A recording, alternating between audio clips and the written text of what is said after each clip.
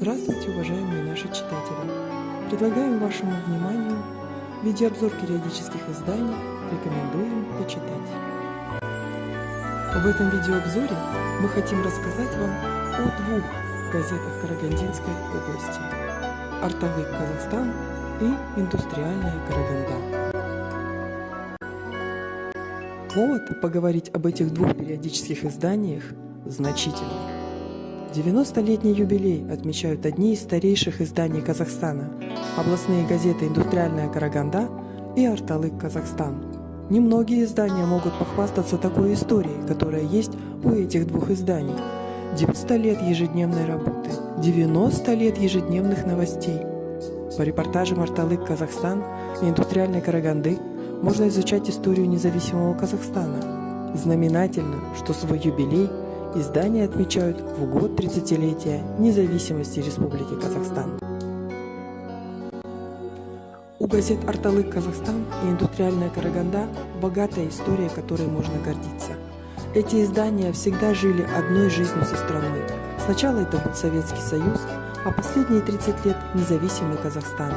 Областные газеты вместе с нами росли и мужали, менялись вместе со страной, естественно, преодолевая трудности и радуясь успехам.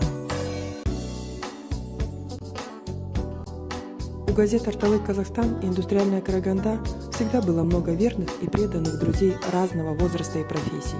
И все потому, что за столь продолжительный срок газеты сумели сохранить высокое качество и быть современными. Считается, что газета живет один день, прочитал и забыл. И все-таки это не так. Многие читатели «Арталык Казахстан» и «Индустриальной Караганды» продолжают делать вырезки полюбившихся материалов и с гордостью рассказывать окружающим, когда героями публикаций становятся они или их родные.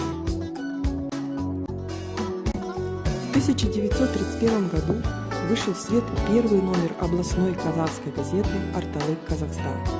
Газета сначала называлась «Караганды пролетариаты», в послевоенные годы она была переименована в «Советик Караганды», позднее получила название «Арталык Казахстан». Сотрудниками газеты были писатели Габиден Мустафин и Эльжапар Абишев, публицист Сатар Ерубаев.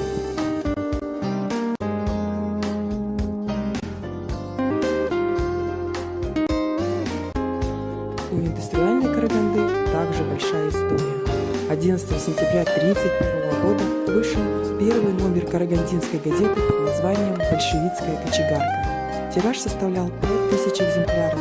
Выпускалась она 2 раза в неделю. Спустя 5 лет в связи с организацией области с центром в городе Караганде газета сменила название на «Социалистическую Караганду». Свое нынешнее имя газета получила 1 мая 1963 года.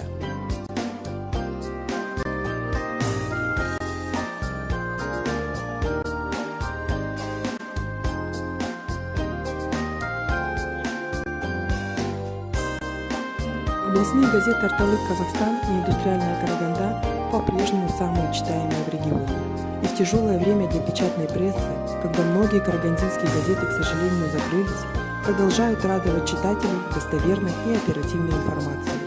Газеты динамично развиваются, выходя и в электронном формате, осваивают новые темы, жанры, при этом бережно сохраняя все лучшее в своих традициях.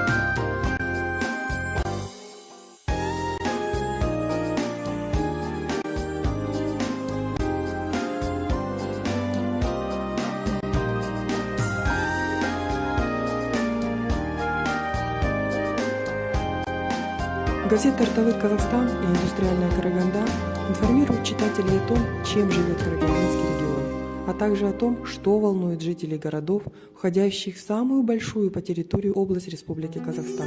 Это новости экономики, образования, соцпособий и порядки начисления пенсий, деятельности акиматов, маслихатов и других государственных органов.